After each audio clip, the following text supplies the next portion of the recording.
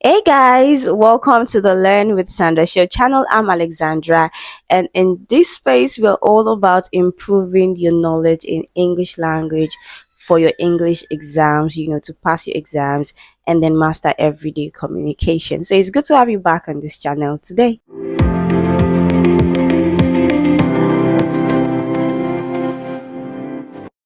So guys, what are we doing today? Today we are solving the English Post-UTME past question for IMSU. Okay, Imo State University, and we're solving just 20 questions. So let's get right into it. So question one, you're meant to fill in the gap with the best option, the best word or phrase. Okay, so the governor has good intentions but is unable to dash. Okay, so looking at this question, I can tell is a test on phrasal verb, your knowledge on phrasal verb, and phrasal verb is a combination of a verb and a preposition. Now mind you, you can have a pronoun in between the verb and the preposition. Okay, it still serves as a phrasal verb. Okay, so when we speak of carry them on, we mean carry on. And when we think of carry on, we think of continue. Okay, so when we think of carry them off, we think of carry off, and it means different thing depending on the context. Okay, it can mean to successfully manage or achieve something difficult. It can also be used in the context of competition, right? She carried off the prize with ease. Okay, so when we say carry along, it means to persuade or to engage someone, right? When we say carry them out, carry out, okay, it means to execute or implement. So when you have ideas and you have plans, you put them into action.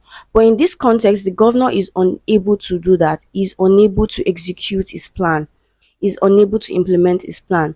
So in this context, carry them out works better. It fits perfectly as opposed to carry off. Now, in a context like this, oh, she carried off the role of Juliet in the drama perfectly. Okay, carried off will work. Okay, but in this context, the best answer to this question is carry them out. Question two. So since you are educated, you dash be better than the uneducated. Okay, so looking at this question, I can tell it is a common examination trap. Okay, now let's start with the verb. Is it is or are? Now take a look at the phrase after the comma, you dash, you. Do you say you are my friend or you is my friend? You are, right? So we can easily eliminate option A and C. We're left with B and D. Now the question is it supposed or supposed? Now take note of this. Whenever you have a passive sentence structure, the verb has to be past participle.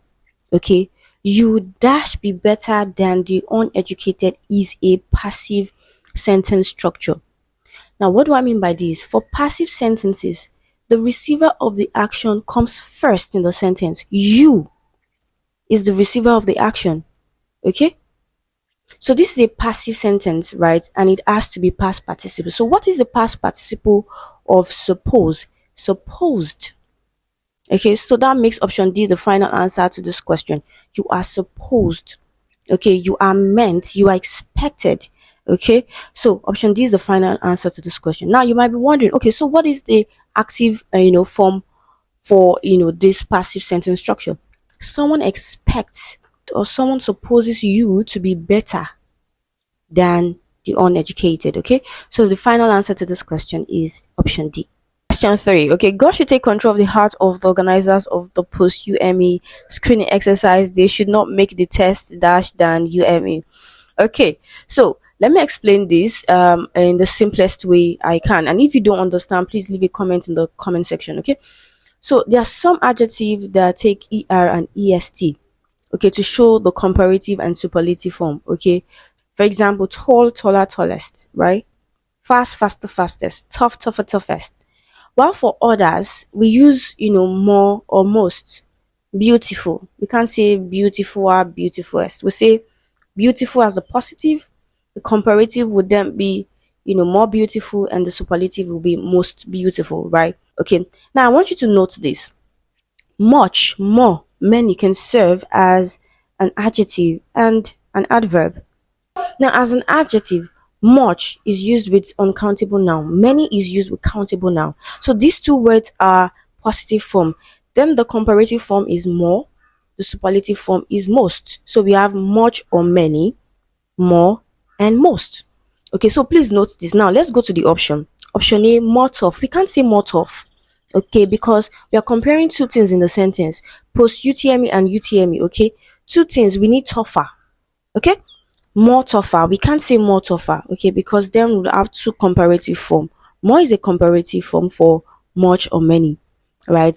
Tougher is also a comparative form. Now, I also mentioned that more can serve as an adverb that shows the extent, but there are certain adverb that are used to intensify comparative, and more is not one of them. Let's take a look at option C, much tougher.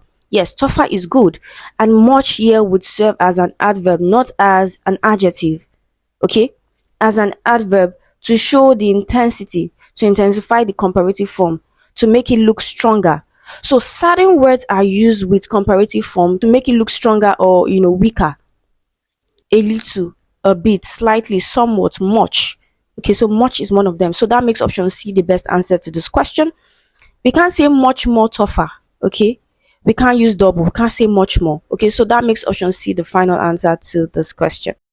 Question 4. Okay, so the teacher took me for one of those students who could spell such words as dash. Okay, so this question wants to test your spelling ability, okay? So the word is miscellaneous and maintenance, okay? So miscellaneous is spelled MISCELLANEOUS,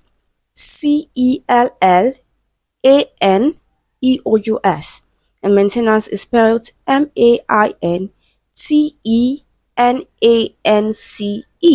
Okay, so that makes option C the final answer to this question. Question 5. Which of the following should appear first alphabetically? Now, this question wants to test your dictionary skills, okay? Your ability to arrange words in the correct alphabetical order, just like in a dictionary. Okay, so if you take a look at the options, you see that each of the options starts with A and B, which is the correct order.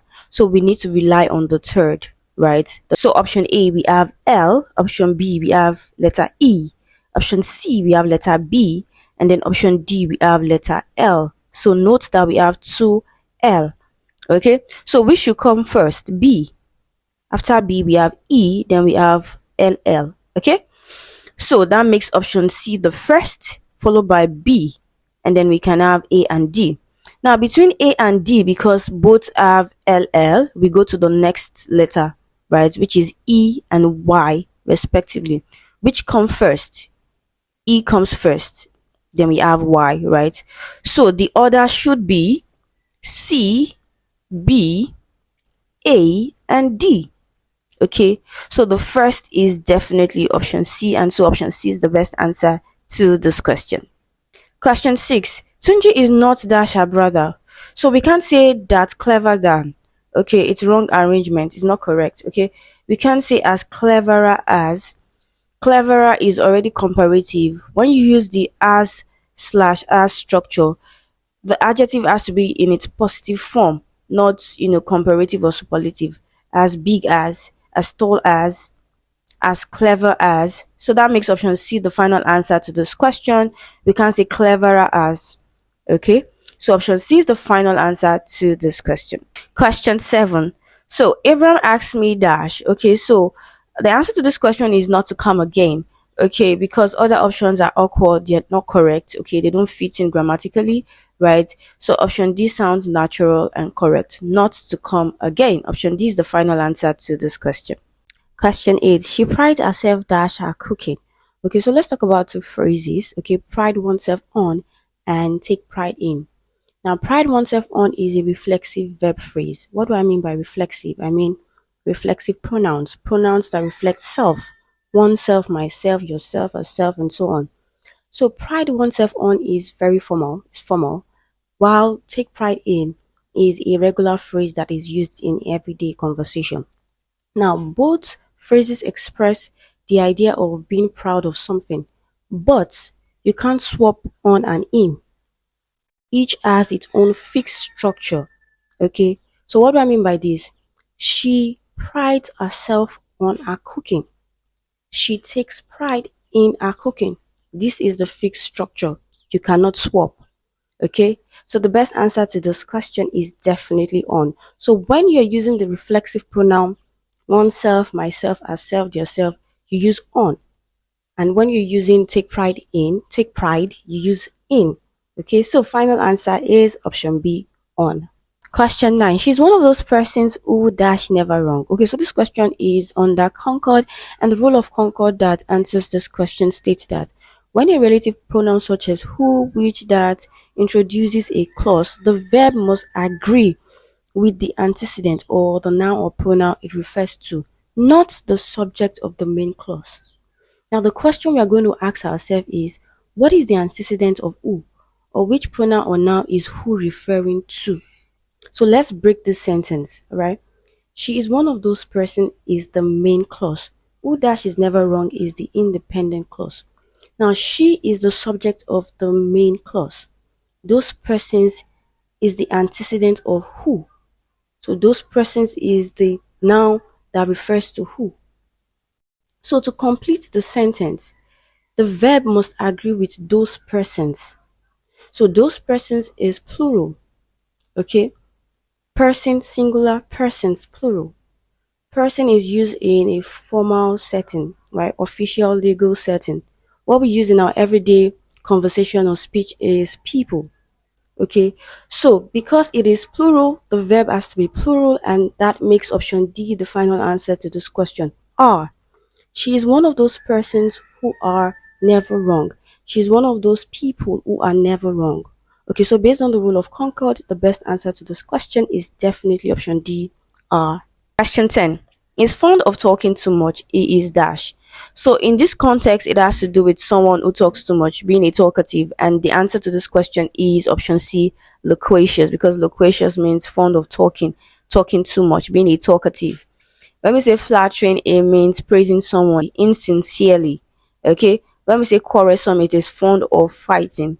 When we say voracious, it means, excessively greedy, right? Or craving for food.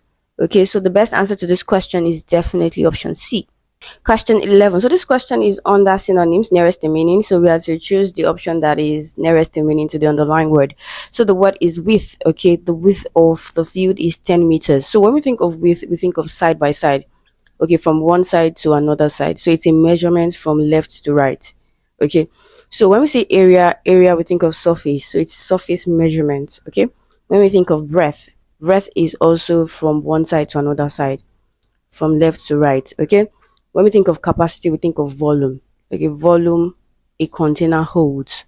Okay, when we think of size is a general word, is a general dimension. We can have big size, we can have small size. So the best answer to this question is option B, breadth, because it is the most synonymous word. Okay, so option B is the final answer to this question.